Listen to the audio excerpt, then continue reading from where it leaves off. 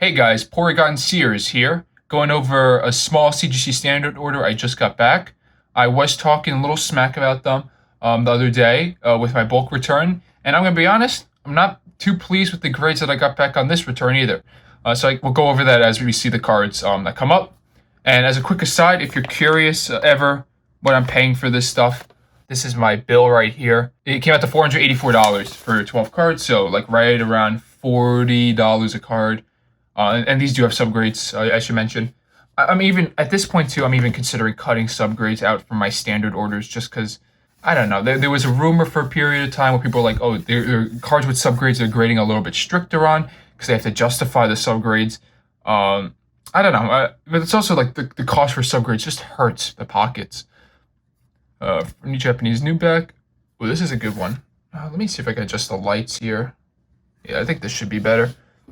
Here is Gengar from Mysterious Mountains. This is the holo version. There is a non-holo in Japanese as well. So in English, you know this card, I think, is from Skyridge. It has non-holo, reverse holo, and the holo being the most popular. But look at that art.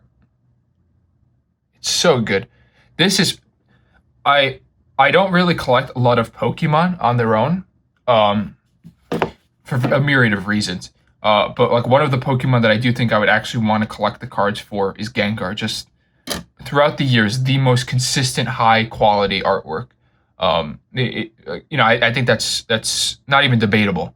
He probably has more consistent artwork than Charizard even. Rocket Suicune EX. This is Rocket King Strikes Back, 7 on surface. I actually already have an 8 in this card, so this is a little redundant to get back the same grade. And it got docked on surface. I know I complain about the dust a lot, but part of the reason is I have to clean these off to scan them if I want to list them. And at the same time, too, it's just hard to see. Oh, okay. That's the issue right there. Look at that. Crease on the corner. You can see it right there. Yeah, crease in the corner. That's pretty deserving of a bad surface grade. Let's see. Well, I mean, that's not even that bad. Because if that got an 8.5 on surface, if that got 8 to 8.5 on surface, even a 9 on surface, it would have been up a half a point. So that's a fine grade for that, all things considered. More dust.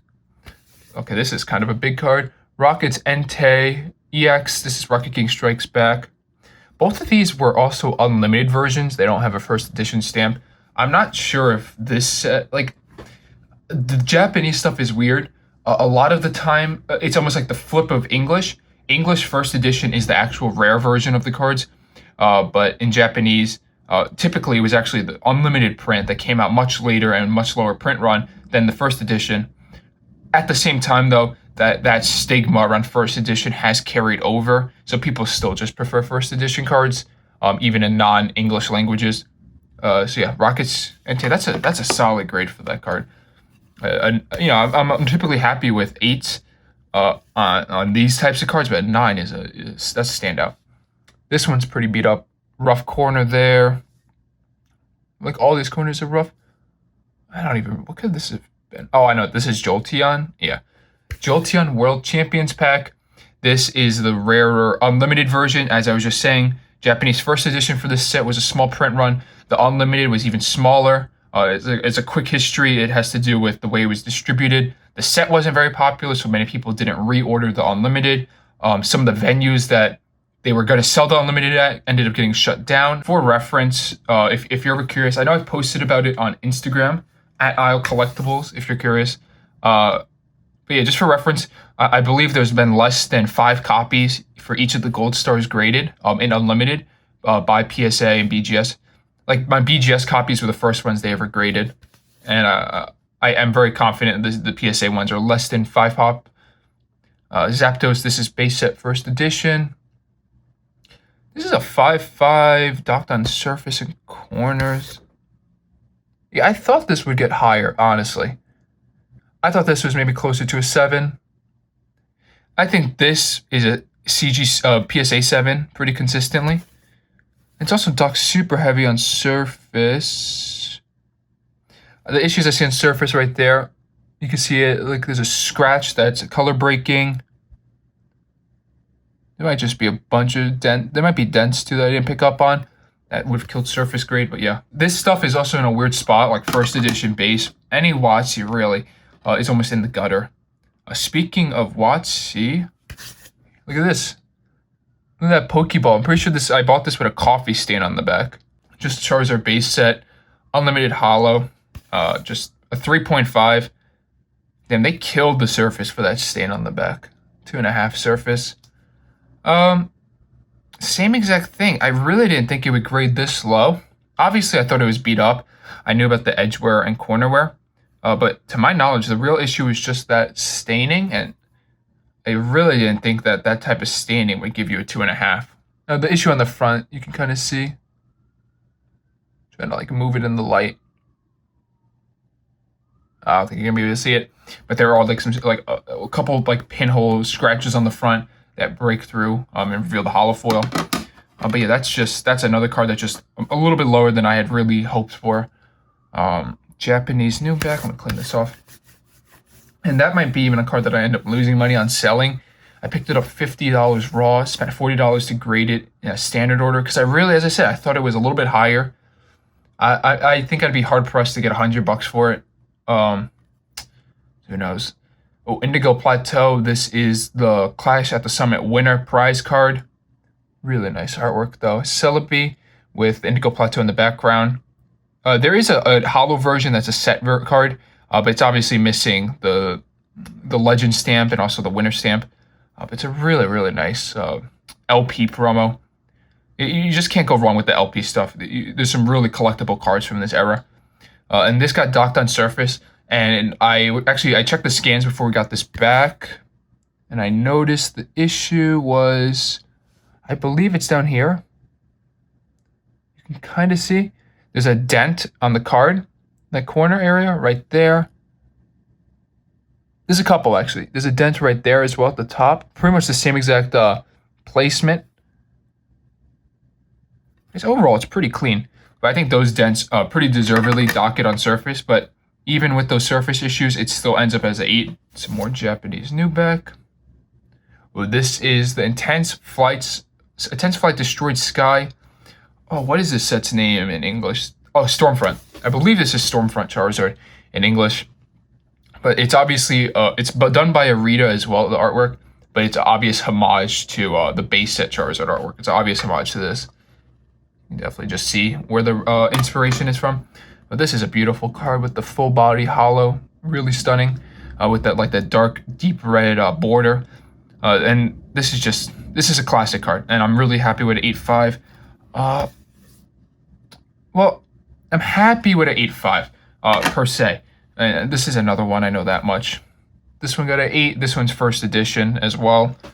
For reference, these are tougher. These are not cheap cards raw. These were both at least like $100, maybe even more. But I don't know. Like, let me show you this. When did this get docked for? Edges. It's the front. Sorry, I'm taking off camera. I don't know. I don't think these edges are that bad. Like, if you look at this card, I'm gonna like just hold it in frame. Also, if you want to look at the more in-depth scans, this stuff will all be available at aislecollectibles.com. Click the link in the description if you want to see it. You know, just to inspect, not to buy, just to see it. But yeah, these cards, these do not feel like they're 8s. Look at that. These edges look immaculate. And the 8.5 as well. What did this get docked for? 8 surface.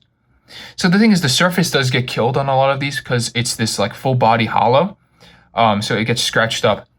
But like they're also docking me still on edges on these cards, and I just don't see it.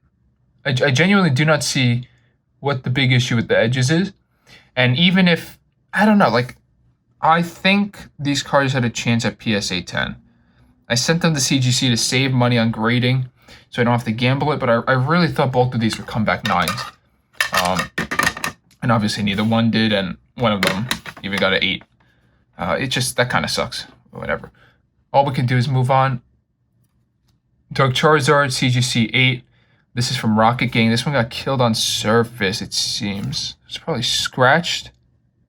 Scratched or dented? I'm gonna go with dented. I don't think scratches would do that much. Oh yeah, right there.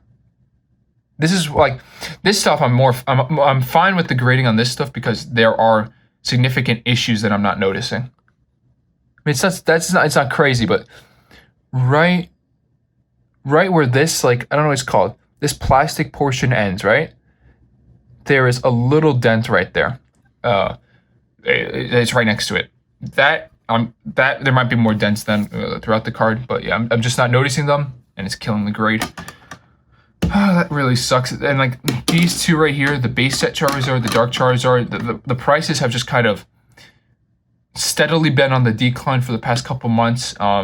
So like by the time I purchased these and got them in, realistically, I'm probably losing money if they get 8s, and especially if they get 3 5s. This is the Rocket Gang Hollow in a 9. I mean, this is a much more respectful grade. Beautiful hollow foil on this card. And I purchased all of these from the same seller. He had them, I think they were like 70 each. I just decided to buy all of them because in Japan, these are like $130, $140 raw card. I think they still are. But I inspected all of them, and they all looked very similar. I all thought they would end up around this 9 range. I thought they were all 9s minimum with CGC. And I'm very confident these translate to 9s, BGS 9s at PSA.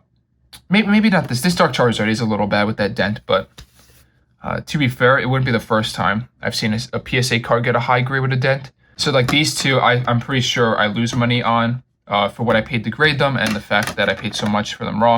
And this one you make a little bit, in hindsight too, a lot of these, like the base set, these Charizards, they probably could have went into bulk just because like they're blue chip stuff, you just have to sit on them. It's not like I have to grade them fast for the hype. But at the same time too, I tried to do this thing where, I've always talked about this in the past, I send out a bulk order and then a standard order.